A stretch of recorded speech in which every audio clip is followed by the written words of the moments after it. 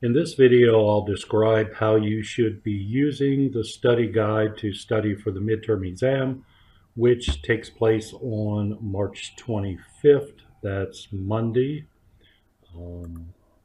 Just a look at the calendar.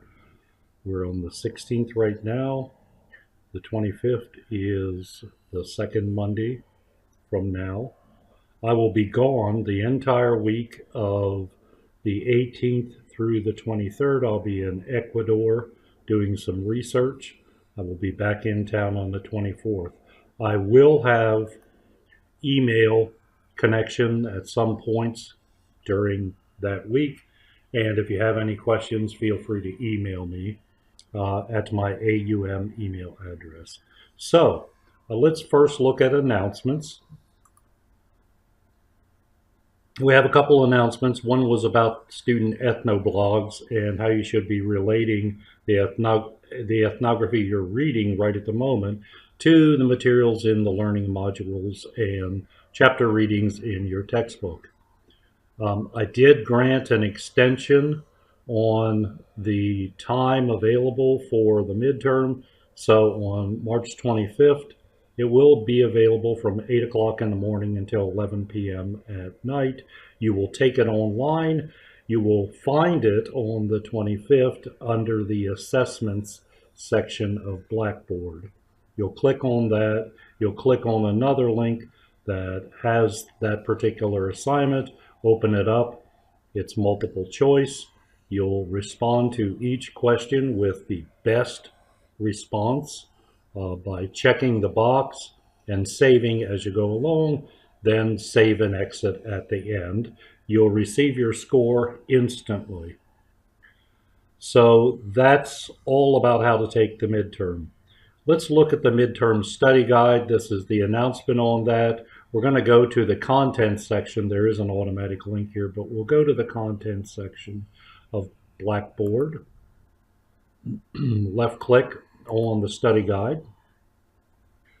The study guide and the midterm exam covers everything in topics 1 through 5 in the learning modules. That would include going to the syllabus and looking what chapters are assigned as readings for topics 1 through 5. You'll find that in the syllabus. So this is the setup of the study guide. You can see that each question has 5, possibly 4 alternative responses. You select the best one.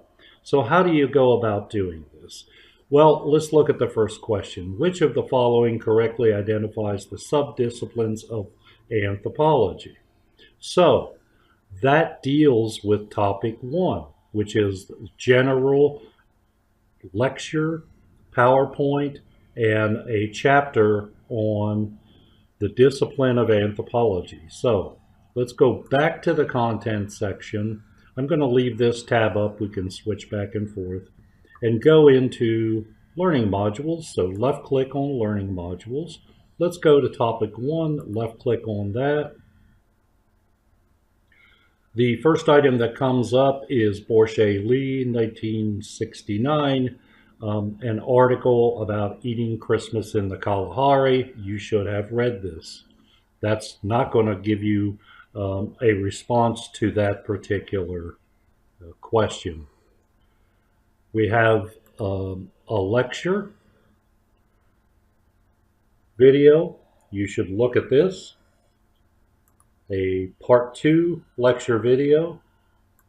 What is not included in this particular topic is the reading in your chapter, which is probably where you should look for the response to that question. The fourth item here is Nature of Culture, Anthropology. It's a video. It's dated. It's from, I believe, the 70s. But if you left click on that, it'll begin to play, and you'll find probably the answer to that particular question in this particular video. So we'll stop that. Let's go back, let's close this, go back into learning modules. Leave that there. We're going to go to the study guide. Let's look at question number 3. The subfield of anthropology that focuses on how humans communicate with each other is called. You should probably be able to figure out the response to this one without even looking at any materials posted. But if worse comes to worse, you're probably going to look in the topic. Let's go to the learning modules, topic 2. And I have chapters from the text which I teach this course at AUM on, which is still in print, Nanda and Worms. And if you left click on that, it takes a while to download these particular items. This one is on human evolution, so that's not going to get you anywhere. Let's go ahead and go back into learning modules. Go to topic 3. This is doing field work. Here's the chapter from the text I use in that. And before it even loads, I'll tell you this is dealing with cultural anthropology. So let's go back to the learning modules. Topic 4. Topic 4 is on the history of anthropological theory. So any questions that deal with a theoretical basis for anthropology would be in this particular chapter or PowerPoint. So it's not going to be there. Topic 5. This is chapter 5 from the text that I use in my normal courses. You should be reading your course materials from the assigned text according to the schedule on the syllabus, and you should be able to find the answer in your text, or you'll find it in this lecture right here. Not lecture, but chapter from the old text. Oh, it's about language. There's the PowerPoint on language. There are a couple videos up here that don't work in this particular version of Blackboard, so I'm going to show you how to get to them. Let's left click on topic 5.1. You're going to get this error message, this plugin is not supported. Okay. So if you left click up here, open topic 5.1 here, left click on that, you still get an error message. If you left click on it a third time, for some reason, it works. So what it does is it launches a download for a particular video. So I'm going to save it real quickly to my desktop, and let's hope it downloads fairly quickly. And I'm going to minimize these screens. It's right here, so it should take just a minute to load. So you should be able to get a feel for how you should work through this study guide. Every question in the study guide deals with a particular topic. I see we're about halfway through the download. Let's go back to the study guide for a moment. We were working on question 3. Let's look at this question right here. The non-human animals most likely to be studied by biological physical anthropologists are. Okay, that's a biological anthropology question, which is topic 2. So you should go to topic 2, all the materials to look at that. As you go down the list, rodents. So would you study rats to understand humans? Would you study dinosaurs? Would you study reptiles? Would you study primates, our closest living relatives with whom we share a common ancestor, or domestic pets? Well, I'm kind of giving you the answer to this. It's got to be primates. Cultural relativity, let's look at this one, requires that All cultures are seen as equally good. All cultures are seen as equally self-serving. All cultures are measured against our own. That's sort of ethnocentric. An individual must give up his or her culture in order to understand another culture. Can you do that? Probably not. All cultures understand from their all cultures understood from their own point of view. That sounds pretty good. You might want to check the materials in topic 1 and topic 3 on theory to deal with that question. An emic approach to the study of culture is one that emphasizes that I can tell you is found in topic 1. So that's how you go through this particular study guide. About how long ago did earliest modern humans, Homo sapiens sapiens, live? The answer to that question can be found in the biological anthropology section, topic 2. You might have to look at some videos for that. So let's go back and see if our video is downloaded. There it is, topic 1.